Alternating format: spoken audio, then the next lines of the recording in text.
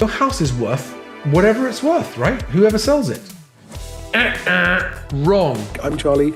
Welcome to Moving Home with Charlie, and thank you for coming. Charlie Lambden grew up in Sussex, is the founder of Best Agent and presenter of Moving Home with Charlie. If you want to find one of these guys, look out for those compassionate professionals. All estate agents are not the same. So Charlie, what would be your advice for people interested in buying new builds right now? Don't overpay. Do buy, but don't overpay. That's why I say disregard the guff. Read into the numbers and look, and it's buried. The bad news is buried in the small print, okay? Good evening, everyone. Welcome to the Property Press Awards. They may or may not be telling the truth, but you should form your own view. Get out and view, get out and view, get out and view. You cannot be in a position to make offers and have the offers accepted if you're not viewing. Just be out there viewing. Pay attention to the back of the class. If you've not been watching my videos, I did one just a couple of days ago. Disregard the guff, guys.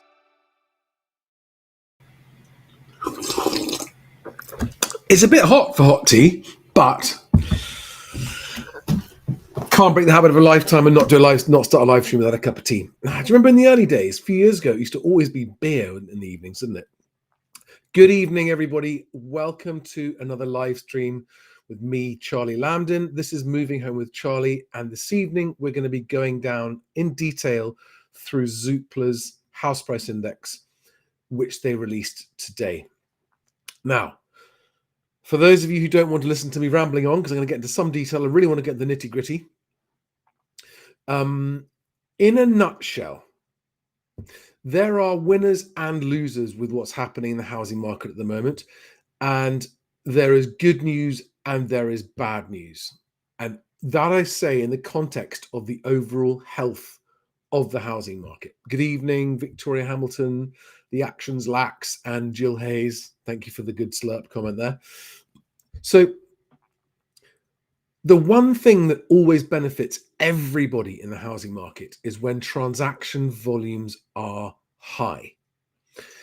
And although transaction volumes are very low compared to where they could and should be, they should be more than double what they are now based on previous demand, they are improving, they are rising, the activity levels are encouraging.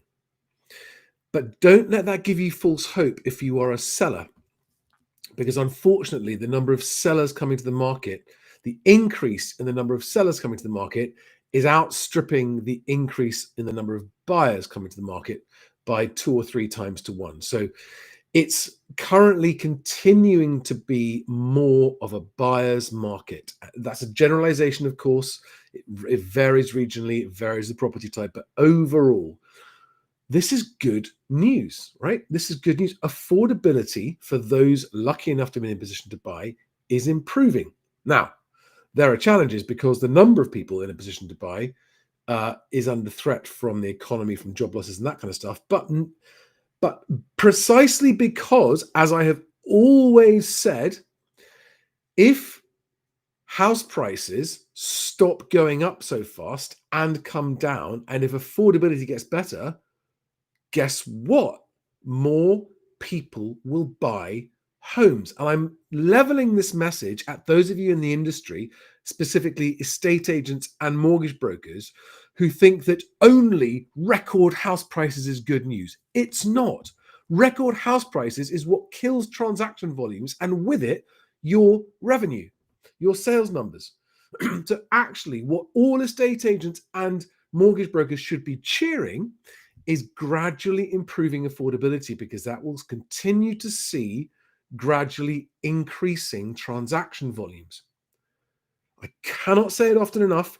It's not a matter of opinion. It's straightforward maths. The more affordable prices become, the more buyers will buy and the more transactions will happen. And cheering for house price growth is like cheering for less business if you're an estate agent or a mortgage broker. But too many of them who've been in the market a long time simply don't know any other mantra, and simply only appear to believe that rapid, rampant house price growth is the only good thing. Never mind the fact that it kills the economy by sucking everyone's money out of all the other businesses. Never mind the fact that it makes housing unaffordable. It makes fewer and fewer people able to afford a home. Never mind the fact that it kills transaction volumes. Yay, house price growth, house price growth. Oh, come on, guys. Use your heads. Do the maths. As affordability improves, you will sell more homes and more mortgages. Right. I started going into who this is good for and who it's bad for. I didn't actually get there. I got distracted by my own rant. If you are a first-time buyer, and I know there are many of you watching this channel who are very frustrated because you just can't seem to get hold of a property, because every time a good value property comes on the market, it just sells like that. And that's true anywhere, right? Anywhere that a first-time buyer type property comes to the market at the market price, it will sell quickly no matter what's happening. I do want to get into the fact that I think there are interesting times ahead because of the increasing amount of reporting about the chances of house prices really falling and people talking about a house price crash. I still don't think there's going to be a crash. I think there's going to be a continued slide, and I do see house prices coming down. And I'm contemplating taking on a bet with Lewis Shaw about whether or not the ONS's official average house price a year from now is lower or higher than it is today, contemplating it.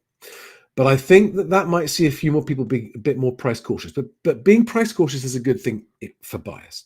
Right now, if you're just buying a house, so you haven't got one to sell, you're a first-time buyer, or you're buying a home but you're not selling anything, good times. It's good times for you. On average, it's generally better and continuing to improve. So be out there in the market, because if you're not out viewing, you will not be in the position to snap up the great deal when it comes along. If you are selling, only selling, not selling to buy, not selling downsizing, just selling, I'm afraid, generally speaking, the market is moving against you because of the increasing amount of competition, the increasing number of properties coming to the market in most markets.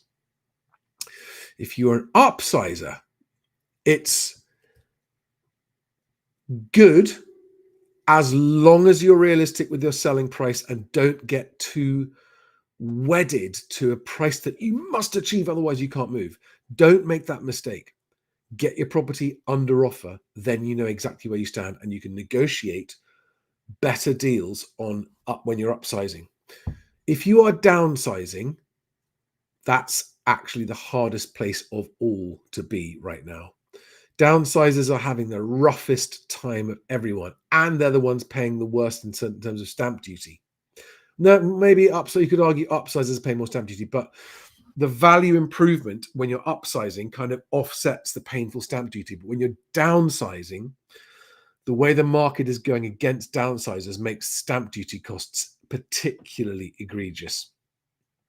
All right, so first-time buyers, good and getting better. Sellers only, bad and getting worse. Upsizers, good as long as you don't overprice what you're selling. Downsizers, it's not a good time for you guys. It's not a good time for you guys, downsizers. It really isn't.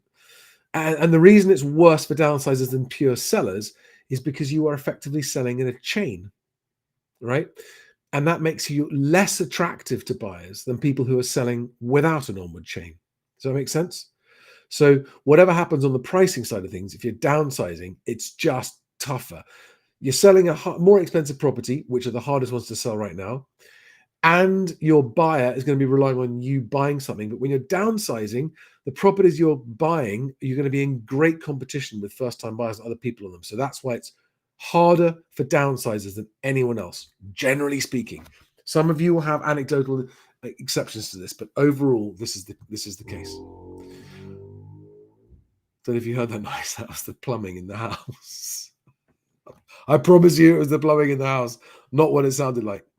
Let's get Zoopla up on the screen and let's run through this because there's some really interesting stuff.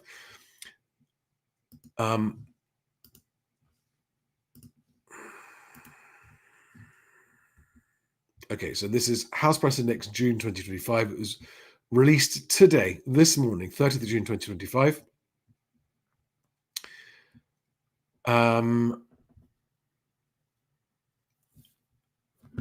Let's just get this screen sorted out. So these words are written by Richard Donnell, who I hope to have back on the show as a live guest. Maybe next time we do a Zoopla one, we'll get him back and take live questions. So you can actually put your questions about this house price index to the author of this house price index. So let's just analyze each of these claims. Say sales are being agreed at the fastest rate for 4 years. They always love to lead with positive news wherever they can. And the fastest rate since X years, just always, it might be 1 year, or the fastest rate for 1 year, or for 4 years, or for 20 years. It just sounds good. But actually, when you go back and look at the sales rate from 4 years ago, it's not that. It's good. It's an improvement. 2023 was terrible. 2024 was not as bad. So any improvement is going to be good, right? So it's just basically saying sales are being agreed at a faster rate than the last 2 years. So that's good. But don't read anything into that. That's just the healthy overall number of transactions being agreed. But as a proportion of homes for sale, it's still not keeping up. Next point, 14% more homes for sale. And that's nationally average. It's actually bigger in London. We'll get onto that. Okay, so there's yet more. We were already at 10-year record highs of properties for sale. We're now 14% higher than last year. So the number of properties coming to the market is accelerating every month. UK house price growth slows to 1.4%.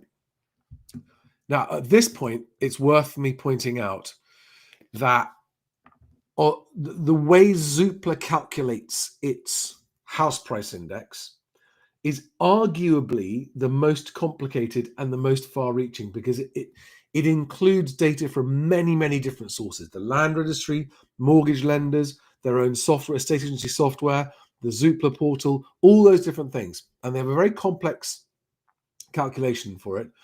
But they always get my thumbs up and my congratulations for the best effort to come up with the most accurate and useful of all the house price indices.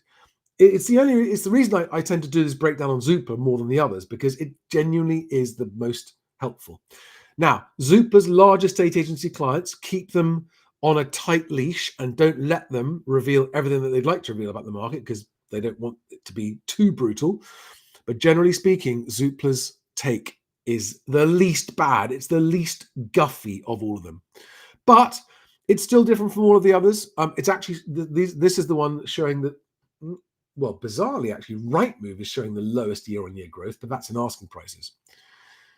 The Zoopla index is showing year-on-year house price growth as 1.4%. Now, quick reminder that inflation is currently 4%, right? And house price growth is 1.4%, according to Zoopla. Okay, so in other words, nationally across the country, and before we get into regional variations, which we must, this is very, very weak. It's 2.5% slower than inflation. Now, next point, they say house prices are rising more quickly in affordable markets. Now, this is a slight, I mean, if I could have Richard on this evening, I'd be challenging him over this wording for two reasons. First of all, actually, their own data, which I'll show you when we scroll down a bit, shows that the lowest prices have actually dropped year on year, and they're the only ones that have. So that's a questionable statement. But what he is saying is that the cheaper it is, the better prices are holding up. I don't disagree with that, but his own data can conflict with that in a minute. Prices are falling in more expensive markets with average values over 500,000. Yes. That echoes what I've been saying for a long time. The average time to sell is 45 days. Okay, don't anybody think that that's what that applies to you, because that is an average of averages, and that's only the time taken to get a buyer. So do not think, oh, that means if we put our house on the market, we'll have a buyer within 6 weeks, because that's not the way it's going at all. And there are numbers in here that I would love to challenge Richard on, because I just, they smell, a few of these numbers smell a little bit guffy to me. Now, while I don't dispute that the average might be 45 days, the reality is sensibly priced stuff will be getting a buyer within less time than that, and everything else is taking much longer. And this is what should be their headline, but it's at the very bottom of everything. Setting the right price is essential to achieving a sale. Everyone chooses to ignore this advice. And any of you who've been watching my work with Carrington in South West London, we have proved that setting the right price gets a property sold with multiple competing buyers in 3 weeks every time. So this is correct, but nobody's listening. Nobody pays attention. Nobody cares about this advice. Agents don't care about it and they overvalue anyway. And sellers are just happy to believe the overvaluing, because in tough times, you want to believe the good stuff, right? But unfortunately, that leads to being much worse off. Okay, let's keep going. Okay, we'll quickly dispense with the average of the whole of the UK, because that includes Northern Ireland. The average house price in the UK is 260,400. Now, that is very close to the ONS's, right? So this is another reason why I find the Zoopla house price index to be the most credible, much more credible than either Nationwide or Halifax, much more credible than Rightmove's that's based only on 28 days of asking prices, and even more credible than the ONS because it doesn't make revisions. And the ONS's revisions just completely mess it up. So the average house price in the UK, now remember that's including Northern Ireland and Scotland and England and Wales, is 268,000. Now that is of no value to anyone in any of those 4 countries because it's different in all 4 of those countries. And there it's saying the annual price change is 1.4%, right? And you can see on the graph there, it's just pretty much flatlined. But let's have a look at this. And this is where I'm pointing out that something doesn't stack up with what they were saying earlier. Do you remember earlier, just about a few minutes ago, I said, I'll scroll back up. I challenged this point here. House prices are rising quickly in more affordable markets. House prices are rising more quickly in more affordable markets. Okay, so what that's saying is where the prices are lower, house prices are going up faster. And yet down here, we've got flats and maisonettes, which are the most affordable ones. Annual price change is down 8%. Oh, sorry, 0.8%. It's only a small drop. That is, first of all, a surprise to me, like genuinely a surprise to me, because I really thought that first-time buyer price levels were holding up much better. Okay, so overall, across the whole of the UK, flats and maisonettes have actually come down in price. This is what I mean when I say there's some good news if you're a first-time buyer, right?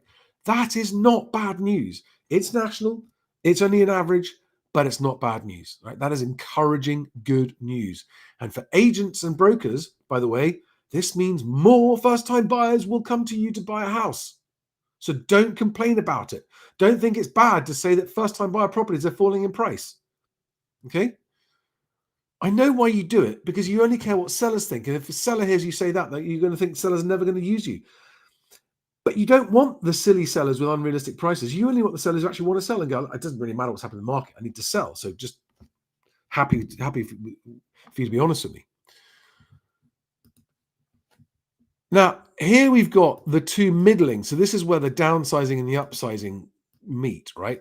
And you've got terraced and semi-detached houses showing 2% and 2.5% growth, respectively, across the whole of the UK in a year. And then at the top end of the market, just 0.9% year-on-year price growth. Again, remember that inflation is 4%, so we're way, way, way below inflation. But also remember this, right? So this is an interesting difference. On Rightmove, they have something that they call top of the ladder prices, and those are average. Those are around about 675,000. But on Zoopla, their detached houses are averaging 450,000. So a long, long, long way below. And even at this below 500,000 price level, the price growth is weaker compared to those. So above 500,000, as it said higher up, is where price growth is the weakest, or actually prices, as I said, prices are falling in more expensive markets with average values over 500 grand. Okay.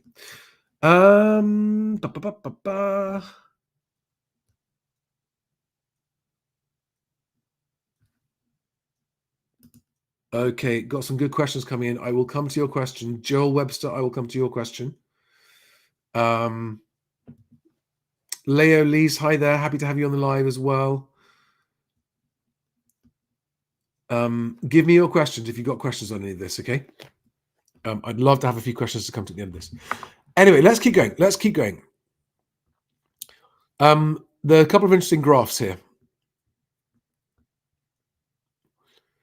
Okay, 6% more sales. That's how many more deals are being agreed than a year ago.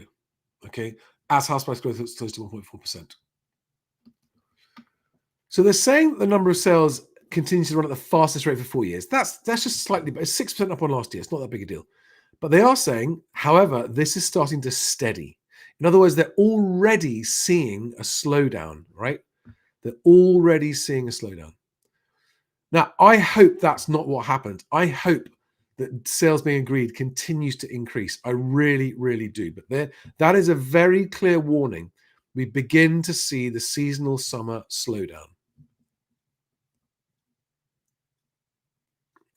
There are more sales year on year across all regions and countries of the UK. That's great. Growth in new sales agreed remains resilient. Now, this is all good news, but it doesn't tell us what's going to happen in the future. And I just worry about, because of what's happening in the economy and jobs, what's actually going to happen in the future with these figures.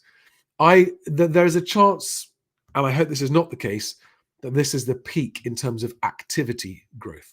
So buyer demand up 7% year on year. Fantastic news. That is just great news because it's good for activity and transactions. Flow of new supply is 8% up on this time last year. Not to be confused with stock of homes for sale, 14% up on last year. And this is where we start to see a bit of market stagnation in some places. And the number of sales agreed, 6% up on last year. It's a shame that that's below the buyer demand, because you'd want to see the number of sales agreed keeping pace with the buyer demand increase, but it hasn't. Now, but more sales doesn't mean house prices are rising more quickly.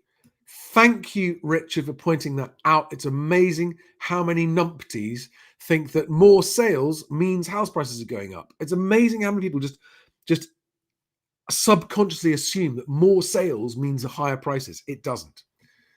In fact, house price growth is slowing.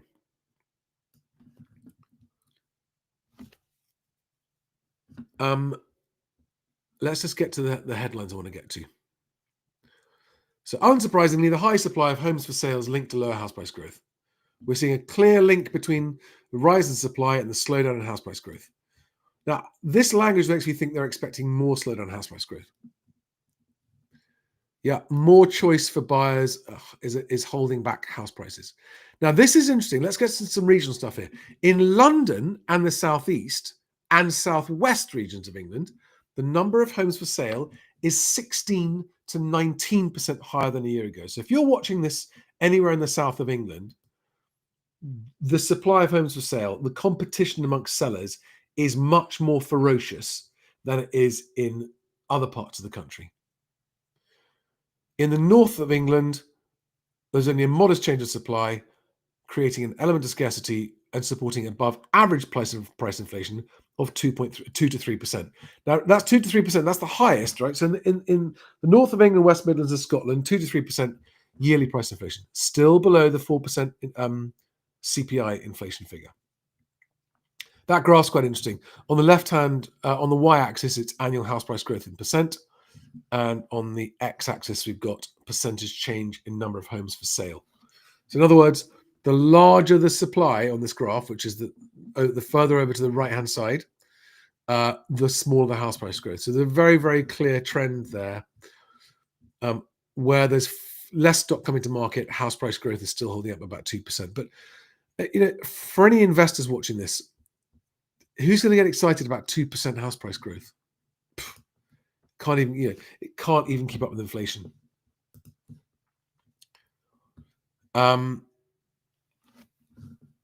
Yes, affordability is the most important influence on house price growth. You'd think that was obvious. You'd think that was something everyone would automatically know. But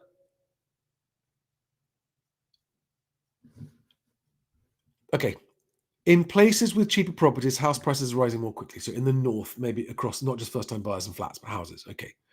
On the other hand, expensive areas are seeing slower price rises or even price falls. Okay. I'm not going to get into the absolute nitty-gritty there. But the fastest in the year is 3.5% a year in parts of the northwest, Wigan, Falkirk, and Blackburn. All right. Small house price falls in expensive areas. You see, they're not small house price falls. They're just not. There are big house price falls happening in expensive areas, very big ones. And this just doesn't ring true to me. So this graph here is showing different price bands and then comparing yearly house price growth now with this time last year. So the grey bars are this time last year. So in the under £200,000 bracket, house price growth is 2.5%, which is more than the 2% of last year. And in the 200 to 250, it's the same. It's slower growth. And then down, up at the other end of the graph, above 500,000, house prices were falling a year ago, and they're still falling now, although this is slightly not so much. But I worry that people look at these figures and go, "Oh, that must be what my house is doing then." But actually, what happens to your particular situation is a factor of so many other things, and what's happening at a national average level has zero bearing, almost zero bearing on your particular move. So house price falls concentrated in pockets of inner London, West Central London 4.3% down on the year, Torquay 1.7% down, West London 1.3% down, Truro, so the southwest getting badly beaten up there. Yeah, tax and policy changes aimed at second homeowners and landlords is affecting them. Realistic pricing is vital. The key message for sellers, which they are clearly not getting. This message is not getting through to sellers. And for those of you who were watching last Wednesday's live stream, do you remember that we had that lovely lady on who's just saying she's been trying to sell a house for a year and has been changing agents and dropping the prices and everything else and just can't sell? And the best agent data I've got, right, this is just a week old, is showing that we've got over half, this is just in England, over 500,000 homes for sale and only 138,000 under offer.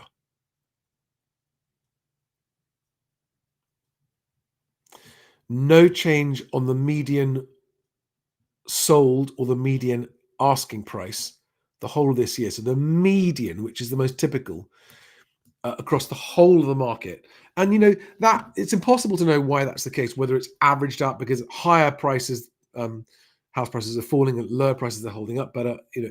But the median, if you want to know what's happening in the whole of the country, the median is the most reliable figure to look at, I think. Right? But what I wish, if I could wave a magic wand, if someone said to me, Charlie, you get a magic wand and you get one wish with your magic wand for the housing market,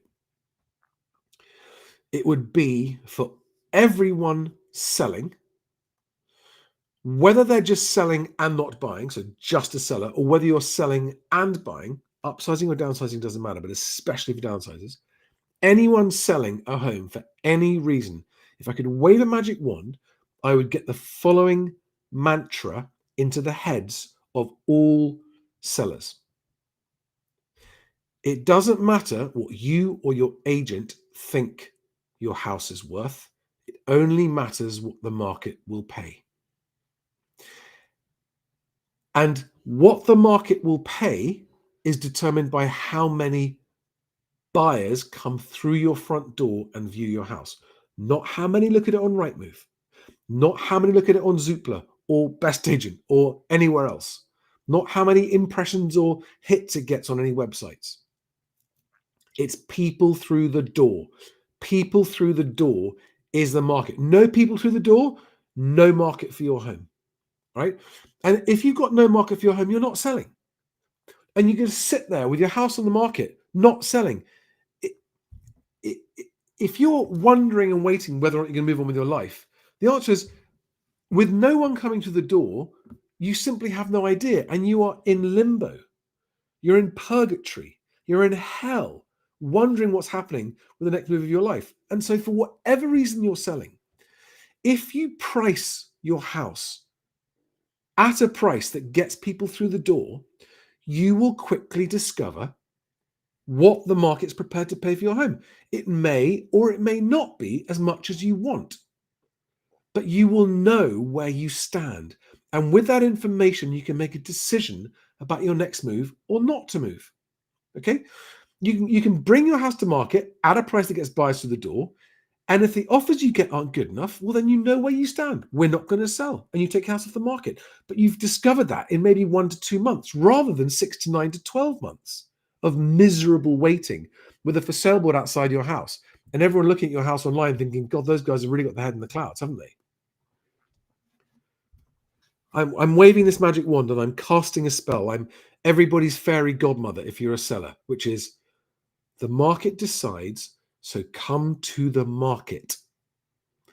In other words, price your home at a price that get buyers through the door. Don't worry about what they're going to offer. They will offer what they offer, but if you've got competing buyers, it's a 100% guarantee you'll get a higher offer than if you don't have any buyers coming through your door, or if you've only got one or maybe two and neither of them offer, right? Without offers, you don't have a decision to make, do you? Can you decide about moving on with your life without an offer on your home? No, you can't. So waiting for viewings and waiting for offers is just living in limbo. And it's a miserable place to be for you and your agent, although it's your agent's fault for allowing it to happen or making it happen. So I'm not saying you have to sell at a price you don't want to sell at. I'm just saying don't sit there in purgatory and in limbo. Rightmove and Zoopla and me and everyone are saying if you want to sell, pricing is crucial. And what we should be seeing on this number here, right, is the other way around. Wouldn't it be great if there were 500,000 homes that had sold and only 138,000 that are for sale without a buyer? And the fact that there's this massive imbalance in how much is for sale compared to how much is sold shows you how the vast majority, so almost 80% of the market, are pricing unrealistically. Now, I'm not blaming sellers for that, right? Your price expectations have been set by the media and estate agents and your natural optimism. These are all natural things. Whereas if the media and estate agents were telling you the truth about house prices, and the government, by the way, if the government and the media and your agent were telling you the truth about house prices, you would not put your house on the market at the price that you are. If you're one of these people that's just having there with a price not set. Now, I've got a question from one of you that is a question on this topic, and I'm going to answer it in a minute.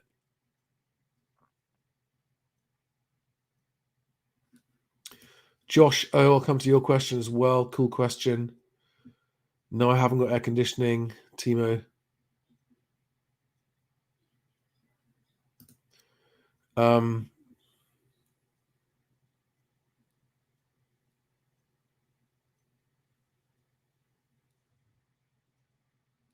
Just looking at the other questions you've got here. We'll get into these questions. Let me just get back and make sure that we've finished going through Zoopla's. Yeah, this is it. The key message for sellers: be realistic on pricing if you want to move home. Because if you're not, you won't move home. Be sure to discuss your marketing strategy with your agent, and you could consider adjusting the price to attract more interest. I mean, this is so gently worded. Of course, it's not going in. You know, sellers need to be battered over the head with this word. The good news is that there is demand for home and a desire to move. That's true. There is. But careful pricing is key in the current market.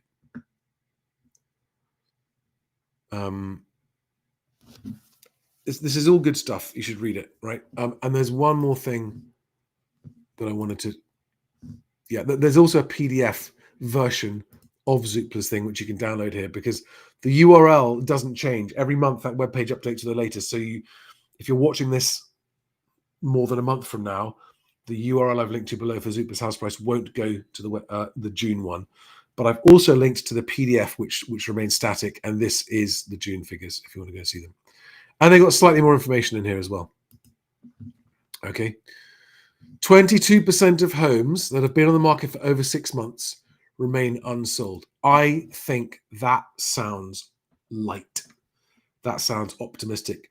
And the best agent data, if I could, would show that that's not the case. We'll get to it, but I can't do that yet. And I can't wait till we can. We're just going to bring some real transparency to the market.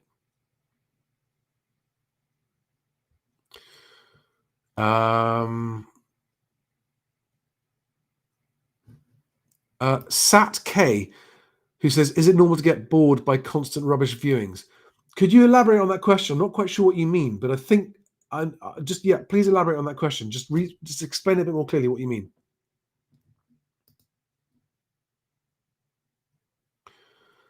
Some great questions here. Right, let's get into these questions.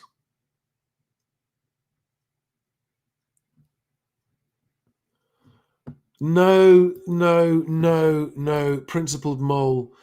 I'm sorry. This is exactly the mindset that leads to people wishing they'd moved, but missing the opportunity to move. Because what I didn't say is if you put your house on the market too high a price and you then have to lower the price, you're going to get less money than you would have if you priced it right to begin with. There's endless data to support that. And it's going to take you much longer to sell if you sell at all. And you've got a much higher chance of a fall through. Hold on to it until someone is prepared to pay for it. This is unfortunately the dogma that I talk about, right? This head in the sand point of view that a lot of sellers cling to and end up just missing the market, missing the chance to move on in their life. If you want to move home, it's about the move, not the money. I always say this, right? It's about the move, not the money. You want to live somewhere else. It costs what it costs, right? But you want to live somewhere else. If you want to live somewhere else, live somewhere else. Sell your house and move. As long as you can afford the move, don't worry about the prices. It's like people who put classic cars in car auctions with a reserve. I never understand this. You put your classic car into an auction, which means clearly you want to get rid of it. You want to sell it, right? Because it's costing you money to keep it, to maintain everything else. The market for your classic car, by the way, got this birthday card. The market for your classic car is not as high as the reserve you wanted. So it doesn't sell and you end up with it back in your garage.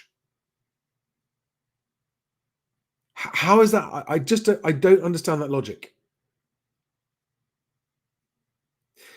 It's going to continue costing you money to maintain it and to store it. What do you do next? What's your next move? Do you just actually go, oh, I didn't want to sell at all? Just, if you're going to sell, just sell. Accept the price. Okay? This is... No, change 2023 now. You see, oh God, I can't bear that on my channel. There are people in the comments reinforcing exactly the opposite of what I'm trying to tell you. Don't undervalue your property.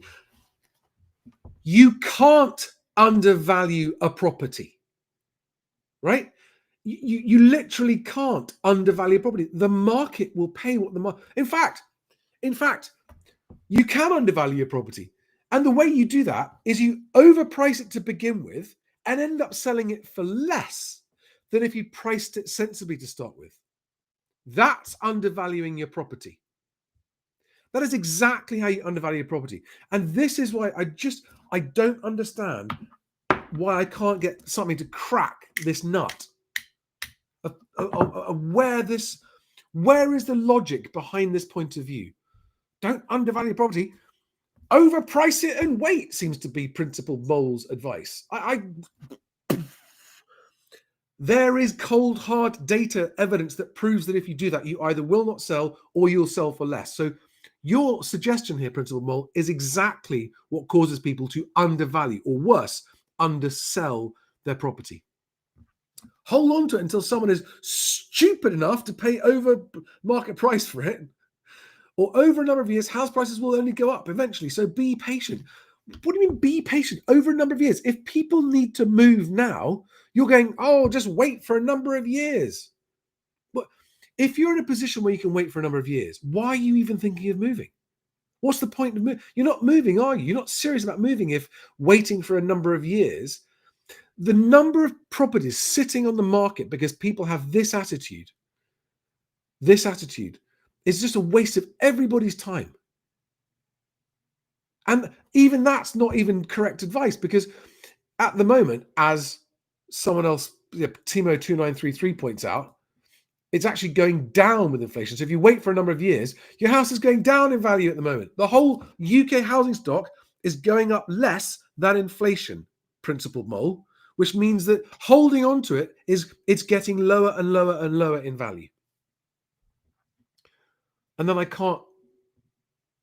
here we are, Change 23 Now says, yes, great advice. My other half says she doesn't want it to look too cheap.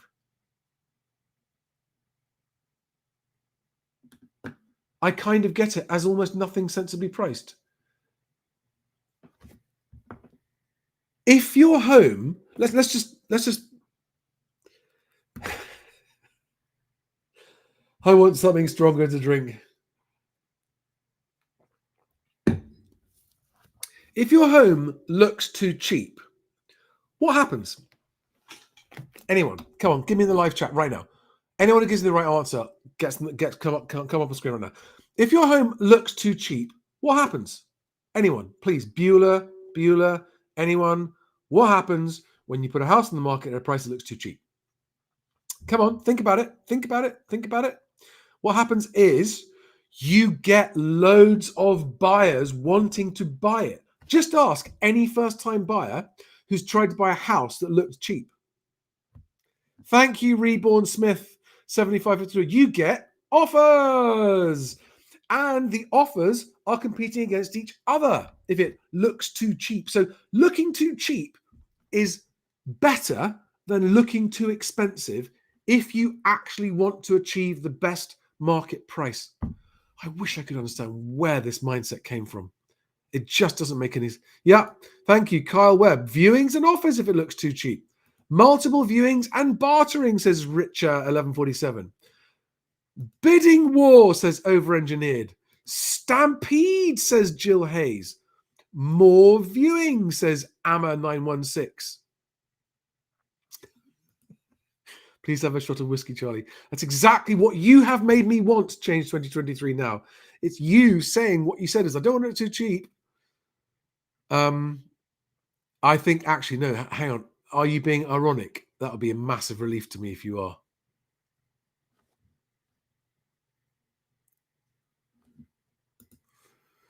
Right. Principal Mole, hang on, what's he saying now?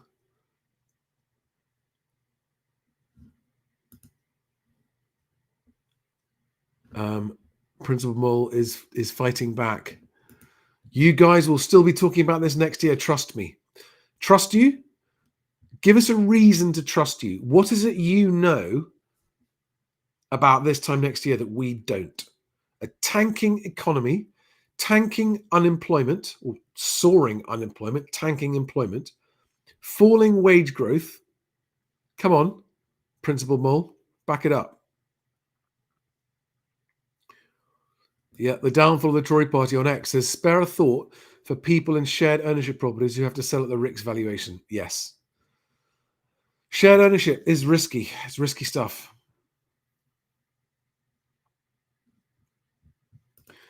Timo293, it's a very old-fashioned, batty, property always goes up attitude. Times have changed these days. Exactly. Peter Hedrich says, overprice and you'll chase the market down, always cutting the price each time, just a little too late. Exactly right. Good question there. Ed7115 says, hi, Charlie. You say I don't have to sell if I don't like the offers from sellers. Do I not risk still having to pay estate agents' fees if I agreed to the low listing price? Well, that depends on the individual agent's terms and conditions. Some agents might say, look, if we get you lots of offers and you don't sell, we might ask you to cover our costs, like the cost of the photographer, the direct out-of-pocket costs. But most agents don't ask for that. Most agents will not charge you if you don't sell your house. I think they're bonkers, frankly. If agents do a good enough job to get you multiple offers, they've done great work and they deserve something for that. But the answer to your question is, Ed, it depends on the agent. And I think it's a perfectly reasonable thing for an agent to do, to say, look, if we do our job well, in other words, if we get you multiple buyers through the door, multiple viewings, and they get offers, have we done our job? Yeah, you've done your job. So is it reasonable to expect that we just get our out-of-pocket costs covered on that? Yeah, it's reasonable. And that's what I advise anyway. Oh, okay. Are you talking about Principal Mole? He's one of those sellers who said his listing on Rightmove for 2.5 years, seen a few. Yes, there are loads of that. Right. Let's get into some more some questions. So, probably the best, most relevant question to this topic this evening is Joel Webster saying, how do you determine the right price? Haven't had a single peep out of my agent after 2 weeks with 0 inquiries. Okay. Either it's overpriced, or there's something seriously wrong with how it's been marketed, so the photography quality, what it says in the description or something like that, or both. Okay. It isn't always just the price that's wrong. Okay. But to ask you how to determine the right price, that is the question. This is where you need and this is why I always say all agents are not the same. In that opening intro to all of my live streams, all agents are not the same. If you are a seller who thinks all agents are the same, you are going to fall into the trap and end up not selling. You need to find an agent who doesn't try and palm you off with the typical usual bullshit about, oh yes, we do this and look at all the data we've got, blah, blah, blah. Yeah, but why have you got so many unsold properties on your books? And it amazes me that sellers don't do their own research, looking at an agent's properties to see how long they've been on the market, how many price reductions they've had, and go, hang on a second, why have you got all these unsold properties in your books? The way to go about determining the right price is to find all of the closest comparables to your home in terms of number of, let's just say you've got a 3-bedroom semi-detached with a garden. You look at all of the 3-bedroom semi-detached with a garden in your immediate location that are for sale, and you look at what's happened to each one, and you look at the price of each one, and you compare it with yours. Is the garden bigger or smaller? Is it newly refurbished or not? And is yours newly refurbished or not? And basically, you work out a price that makes your home look like the best value of all the other typical ones. Okay? That doesn't necessarily mean the lowest price. There might be one that's a 3-bedroom semi with a garden that's priced lower than you price yours because it's in a terrible state and needs a total rebuild. Okay? It's about making it look like the best value. Because as the Zoopla thing showed, there is a big demand. People want homes. People always want homes. Whatever the market's doing, whatever the economy's doing, people want homes. And so you work out your launch price because you only get one launch price. And if you get it right, you will get multiple offers on your home.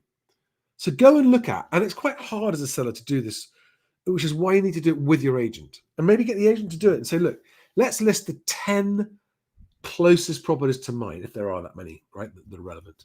And let's look at each of them. They've been, and maybe go look at the lowest price one that hasn't sold, right? What's the price, the asking price of the one that's most similar to yours that hasn't sold with the lowest asking price? How does it compare to yours in size and condition and that kind of stuff? And location, is it a better street, a worse street? and then price it to look better value than that one. That's how you do it. Generally speaking, if you're going to drop the price with your existing agent, it's okay. You can do that, but you give yourself a slightly better chance if you do it with a new agent. And I also think that agents who allowed you to go on the market at too high a price, knowing you have to drop your price, they don't deserve your business. You need to get. Was there an agent that also came around and gave you a valuation, which they shouldn't do at all, that gave you a much lower one? I'd call those guys. That's what I'd do. Right, next question. Josh says, is it a given? Josh is following on X. Is it a given that if there is a crash or slide in the market, mortgage rates will rise? If so, is it better to wait until the market recovers to upsize? No, I don't think it's a given at all. There's nothing I'm aware of that means that, like, the last time there was a crash or slide in the market, mortgage rates came down. So it's never better to wait. If you're upsizing, by the way, as well, it's a good time. Be out there. You're in no hurry. It's in your favor if you're upsizing. I mean, there are some exceptions where you might be relocating as well as upsizing, and those two markets are different and working against you. But generally speaking, if you're upsizing, get out and view. Get your property under offer first. That is always step one if you're upsizing, right? If you go out looking at homes you want to buy before your home is under offer, and you find a house that you love and you make an offer on it, your offer's not going to get taken because you haven't sold your house, right? Get your house under offer first. That is step one if you're upsizing. Get it under offer. Get it under offer. Then go out with that offer in your pocket, and then you know what your budget is for the next place. Mike Dennington says, should the inflation figure you use be the house owner's figure? It's a lot higher than the CPI. Yes, you are right. It's a lot higher than the CPI. And you ask a very valid question. And for those watching, let's just get that on screen. I happen to have that graph handy. So here we are. We've got CPIH at 4. Hang on a second. Let's just get this really big so you can all see it. Okay, let's try again. So CPIH, which is the middle number, the dark blue line, at 4%, and OOH, or owner occupiers housing costs, at 6.7%. Correct? I mean, it's. I think that the OOH figure is what's causing more and more people's budgets to be constrained when buying. So yeah, you can look at it either way. It's 4% or 6.7%, but it's way, way higher than actual house price growth at the moment, isn't it?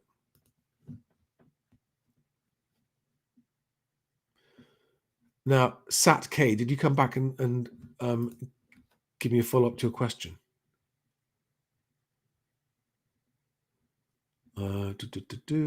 Yes. No, you haven't answered my question. You commented but not answered my question. Yeah. Okay. Okay, that's the question. I'll come to that question in a moment, Sat K.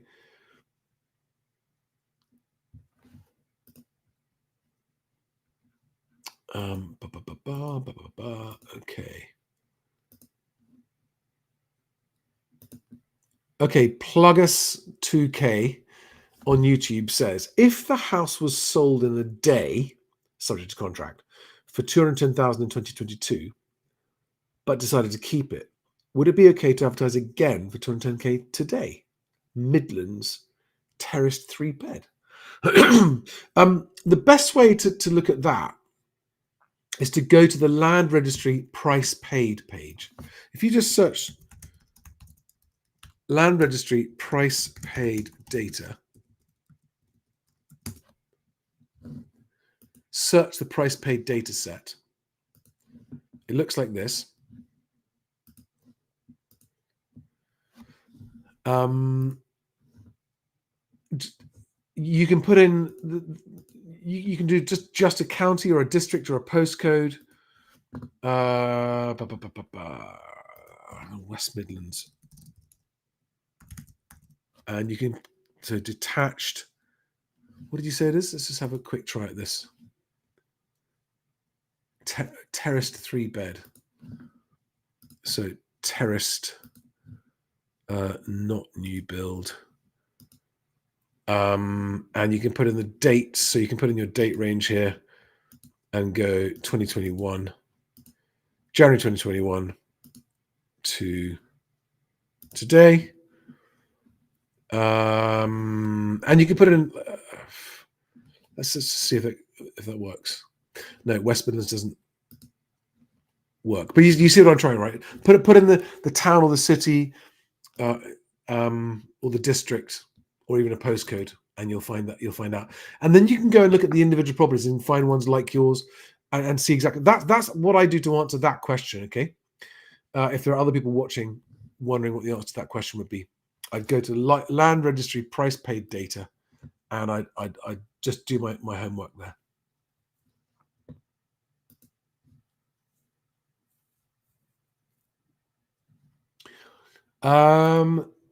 Reet Petite 2 Dog says, I've just started a YouTube channel vlogging my house buying journey.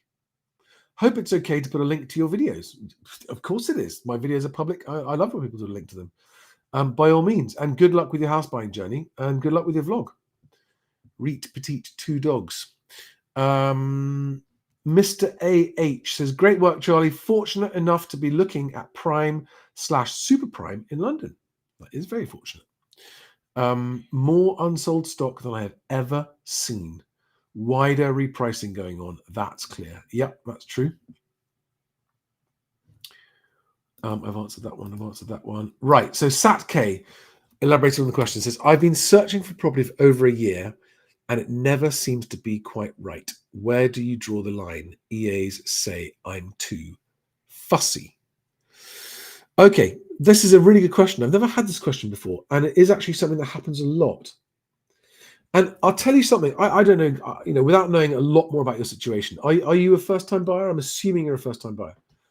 Please tell me in the comments. Tell me in the live chat right now if I got that wrong. But that typically tends to be a signal of two things. Number one, you haven't worked out what you really want. And that's a very, very common thing for a lot of first-time buyers. Okay, you don't actually know what it is you want in terms of a house to buy. Number two is, and this is a different thing altogether, but again, it's very, very common. You don't actually want to buy. You got a head versus heart thing where something is telling you that you should buy, and you should buy because owning is good, etc., etc. But in your heart of hearts, you actually don't want to. Okay.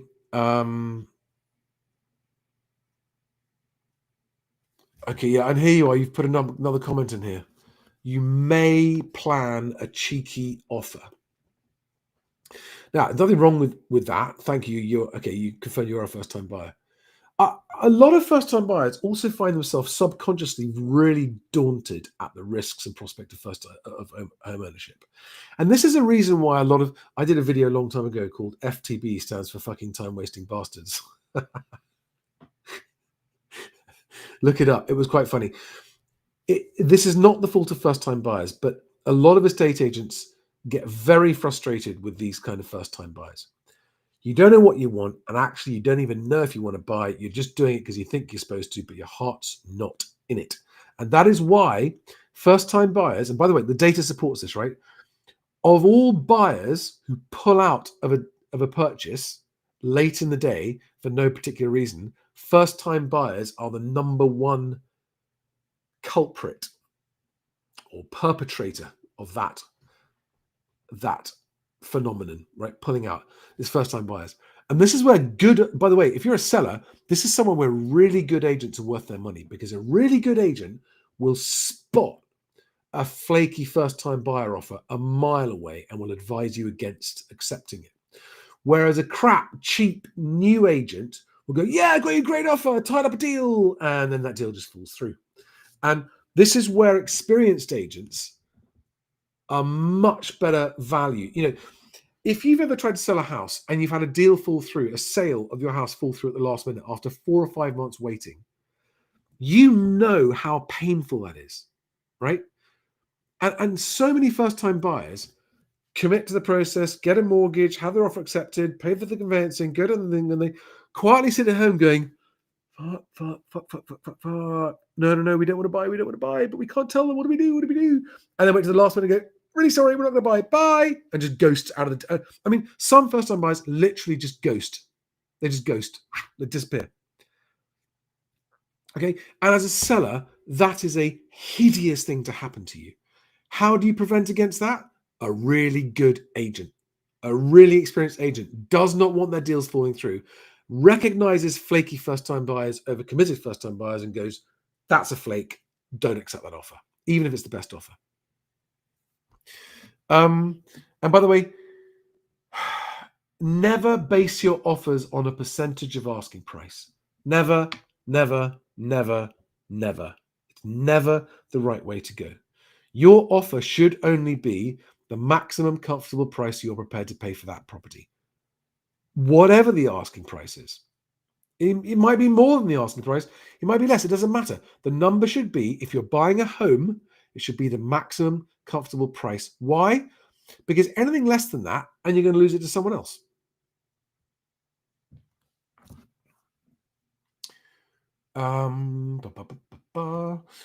Just spotted a comment here I want to comment on. Leo Lee says, I agree some pictures are poor. I don't know what's worse, great pictures and worse in person, or just realistic pictures. So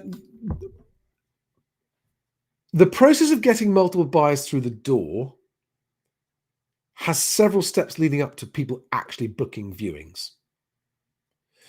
It's the launch price and it's the quality of the photographs,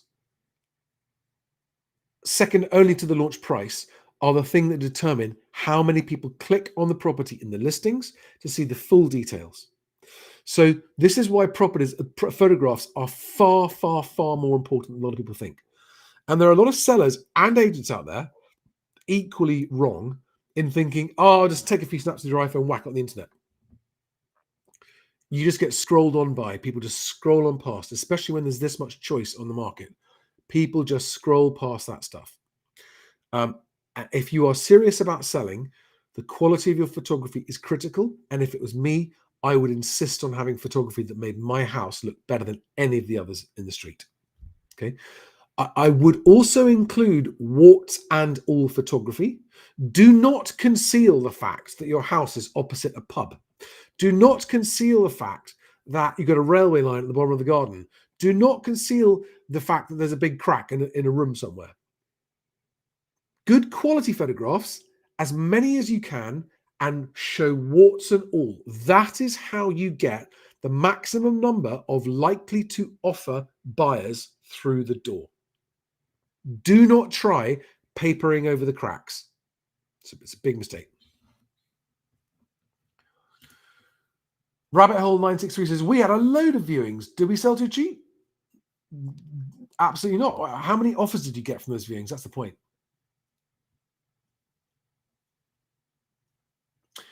Hello, little Carol. Nice to see you again. Rick Heath, hi there. Yeah, maybe too comfortable living at home. You're talking about first-time buyers, aren't you? Flaky first-time buyers. Yes, that happens a lot. Living at home, getting cooked for, getting your laundry done, not having to pay anything, saving every month, realizing that, hang on a second, when we move out, it's not just we're going to be paying a mortgage, but we're also going to have to pay for, we have to cook, do laundry. Oh, this is rubbish. Let's just stay at home.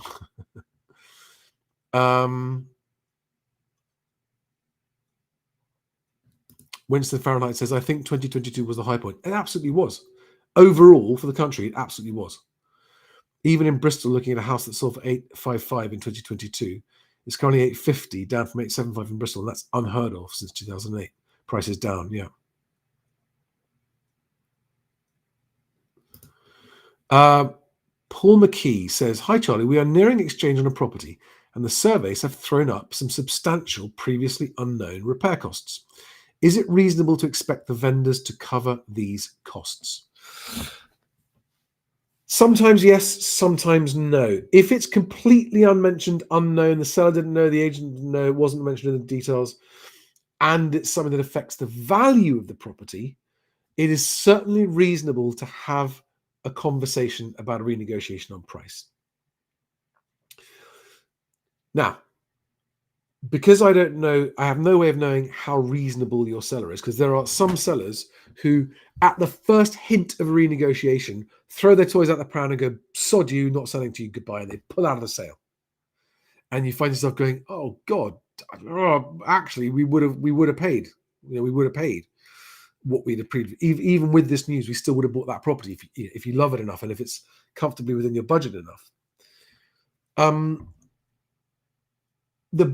So if you're worried about that happening, the best way to approach it is to call the agent, remembering that the agent works for the seller, and just ask them the question and say, make sure, show them the survey, right? It's very important. When a buyer withholds a survey from an agent, that just usually says that the buyer's trying to bullshit and trying to get a big discount. Be transparent. Let them see the part of the survey that was the problem and say, we're wondering what to do about this. We're wondering what you should think. Sorry, we're wondering what you think or what you would advise. Now, if you've got a hard-nosed corporate hard-nosed salesperson, they're going to go, no, the seller won't lower the price. You're going to have to pay the price. Sorry about that. Tough luck. Pay the price or go. Some agents will say that. Better agents know that would risk losing you as a buyer. It also depends on how much other interest they have in the property. If you're the only buyer, they're not going to want to let you go. If there were lots of other buyers queuing up behind you, it might change things. So you just gently open the conversation, see what the agent says. Maybe the agent will say, yeah, it's a reasonable question. Let me talk to the seller, see what they say. In other words, you don't say, we want a discount, we want to renegotiate, we want them to pay for it. You just see what happens, okay? And what happens next can often be a very good indicator of where you stand. So if the agent rings back and says, yeah, the vendor has agreed that they're happy to cover the cost of these, then you know the seller is keen to sell to you, and hopefully you're happy with that and you can proceed. If they come back and say, look, we've spoken to the seller, they're willing to knock $1,000 off, and maybe the damage is 10 grand. What they're saying is they really can't afford to knock much off, but neither do they want to lose the sale, and you've got a little bit of a negotiation on your hands. And if, let's just say, for the sake of argument, it's a 10K problem, and let's just say that you believe that the sellers were unaware of this problem, and the sellers have got an onward purchase to buy, and the price they sell at could scupper their onward purchase, which scuppers your purchase too. Let's say that the survey says it's a 10K problem, and the seller offers you a 1K discount. You might come back and go, look, let's call it 5K, split the difference. Neither of us knew it was there. We aren't going to foot the bill for the whole lot, but we realize you aren't going to foot the whole bill either. And I often find that halfway house is the best approach to keeping the deal together and not letting the deal fall through. Just in principle, you can tweak that slightly depending on your circumstances, but that's what I'd suggest in that situation.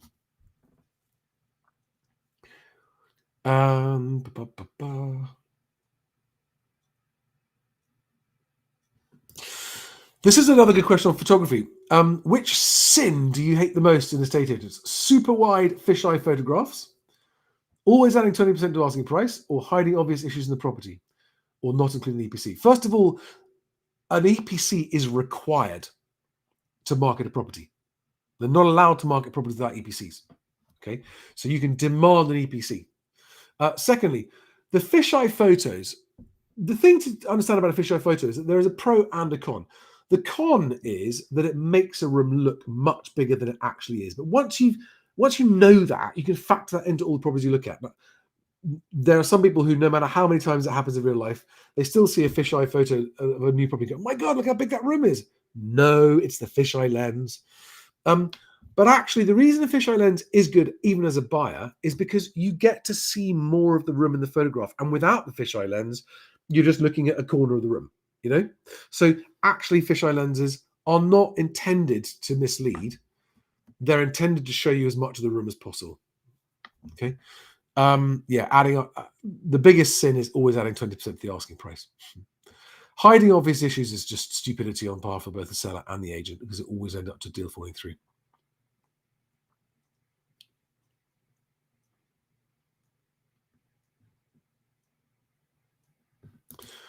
Kyle Webb 4009 says 9 viewings in 10 weeks and 2 offers.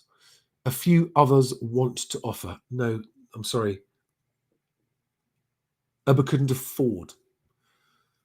Okay.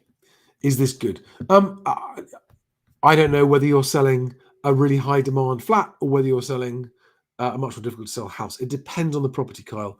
9 viewings in 10 weeks.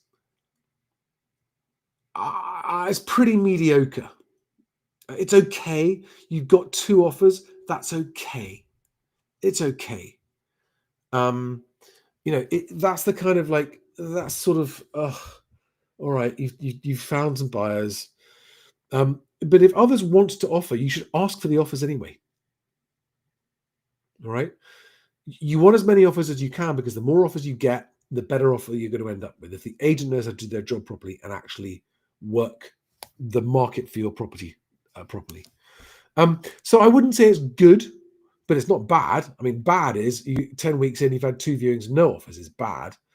But the fact you're asking me the question suggests to me that you're possibly under the impression that this isn't great. And whether you should accept and move on depends on why you're selling, where you're moving to. I don't know. It's a lot more information. And this is the thing about moving house, right? Every single person's move is a different set of circumstances. Every single one is unique. And your personal circumstances as a buyer, and by that I mean your finances and your reasons for moving, the seller's finances and reasons for moving are all factors in a property price that have nothing to do with the property. And this is why automatic valuations don't work, right? Because a transaction is priced based on the situation of the seller and the buyer, as well as the property.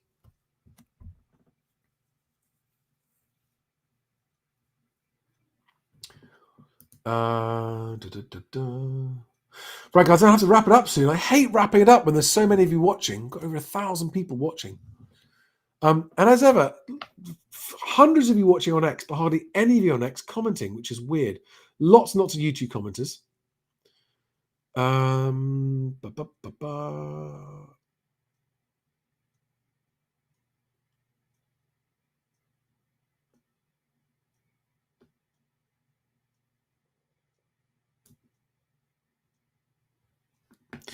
Lots of good questions here. Oh, here's a good one. Peter Hedditch says, what are the people in the industry telling you off the record about how this time feels compared with the late 80s and 90s and 2007 and 8? Well, most of the agents who were around for the last time round and were still agents until recently, the good ones, have seen the writing on the wall, and most of them have sold their businesses to corporates and got out. What does that tell you? What does that tell you? But there are a lot of agents who, 2008 was talking 17 years ago now, right? There's a lot of agents out there that were not around then. But to all of those of us who were, and I was around for the 80s and 90s one and the 2007-8 one and the 2001 fall as well, there are definitely parallels, but there are a lot of differences. And in a sense, so we don't have a financial crisis in terms of what caused the 2008 crash was a liquidity crisis in the lending markets. And that was a financial crisis as opposed to an economic crisis. What we have now is an economic crisis, and that's more like what it was in the late 80s and early 90s. It was an economic crisis. We don't yet have a financial crisis. I'm not saying that there will or there won't be one. There could be one. We don't know, because the lenders... I mean, honestly, guys, I think 2026 is shaping up to be a super rough year for the housing market. In terms of pricing, I think the biggest price falls are going to come in 2026 now, which is new from what I've been saying. But values are certainly sliding when you take into account inflation. Prices continue to slide at the top end of the market. and even in, as you've seen from Zoopla's, flats and houses on average across the UK, sorry, flats and apartments or maisonettes are down on this time last year. Leading indicators are of falling prices from Rightmove, showing June asking prices falling. The ONS showing a big price drop month on month from between April and May. And remember, this market moves at a glacially slow pace. It just moves so slowly. It's so slow. It's so slow. It's one of the worst things about it is how slow it is. And so I don't think we're going to see the full extent of the economic conditions, the worsening economic conditions we're seeing now because of the national insurance increase, the effect on jobs, employment and wages, and GDP. I think all of that's going more negative. I think we could be seeing serious recession signals coming. And when you see recession and everyone in the papers reads recession, that tends to spook buyers.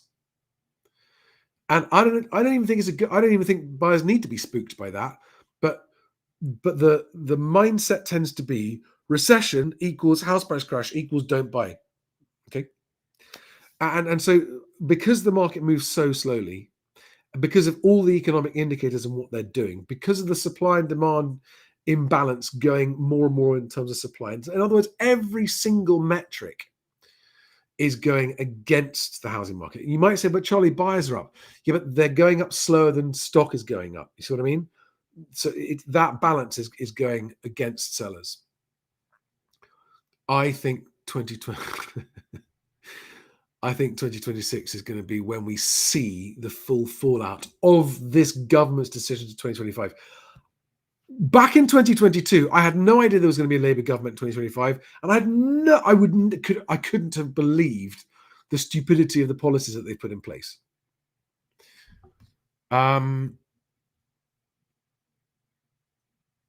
Danielle, downsizing advice. Okay.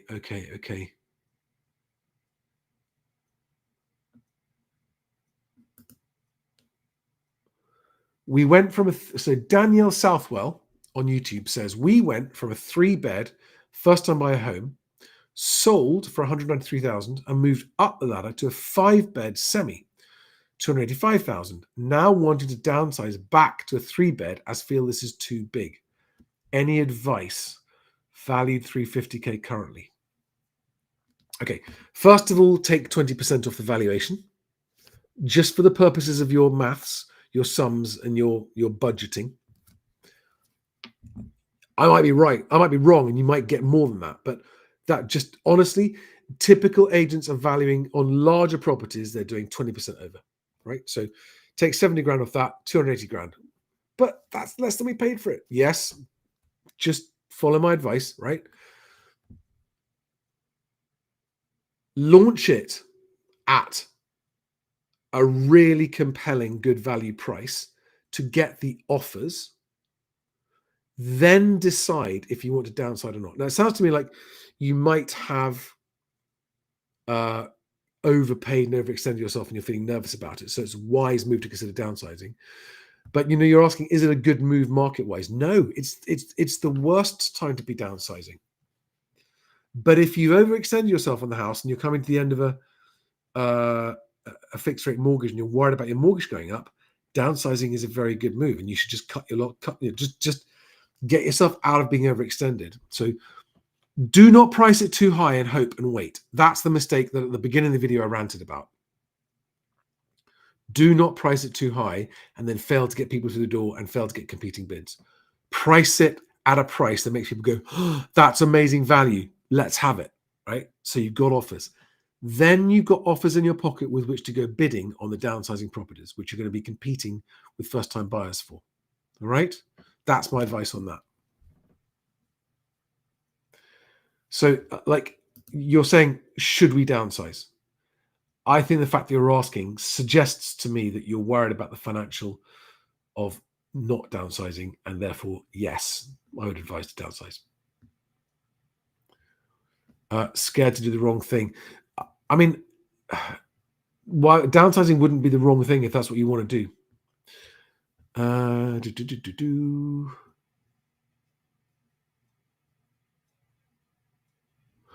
Don't care about it looking bad, Dan. It doesn't look bad. No one knows why you're moving. Everyone moves, and nobody cares. Golden rule in life: don't care what other people think anyway. Right? Do what's right for you. No, there was no 5 Fact Friday on Friday. Apologies, guys. Personal reasons, I couldn't do that on Friday.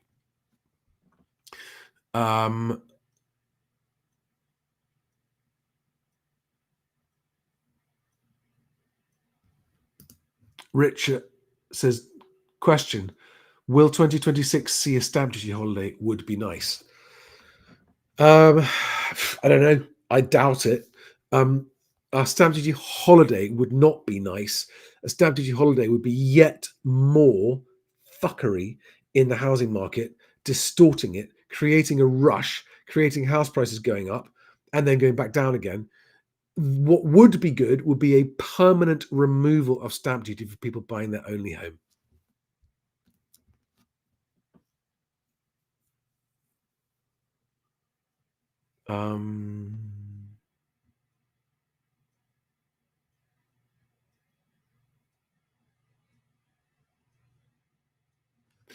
So we have a new follower, Dean W1990. I'm guessing that's the year you were born, Dean, which would explain why you think that pricing high is a good idea. Pricing high and not selling is a good idea.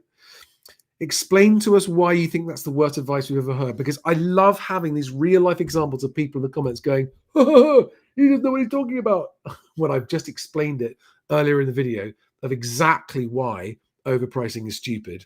And if you actually want to move, you don't have a decision to make without offers. So I'm not saying drop the asking price 20%. I'm saying when you've had agents valuing your home, we know that they typically overvalue 20%. We know this, right, Dean? So if you actually bother to check out your facts, you'll see that agents overvalue by this much. And therefore, considering a 20% lower price for the budget, I mean, obviously, you must be a homeowner, don't want to know this, right? But and you would have been a teenager, 17 in the last housing downturn. So you haven't lived as an adult through a house price downturn. So thanks for your totally unqualified opinion on my advice. Oh, there's always one, isn't there?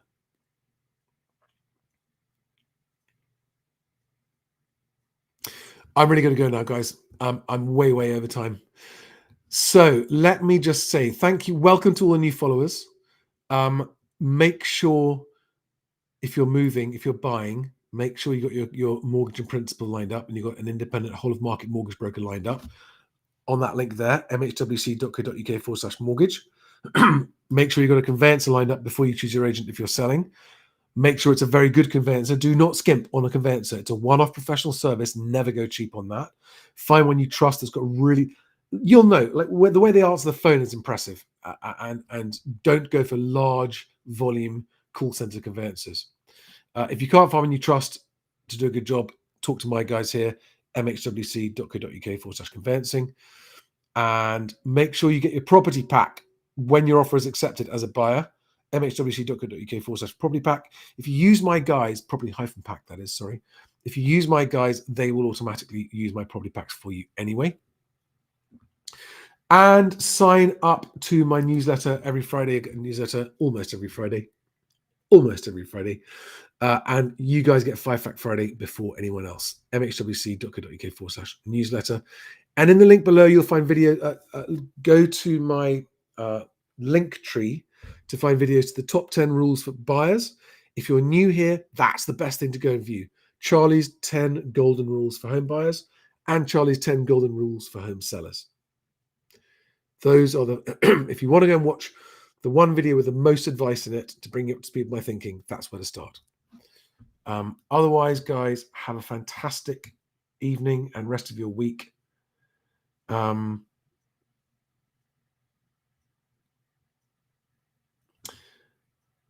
I will talk to you. Yeah, I'll talk to you soon. Bye, guys. Thanks. Sorry, I got distracted. Bye.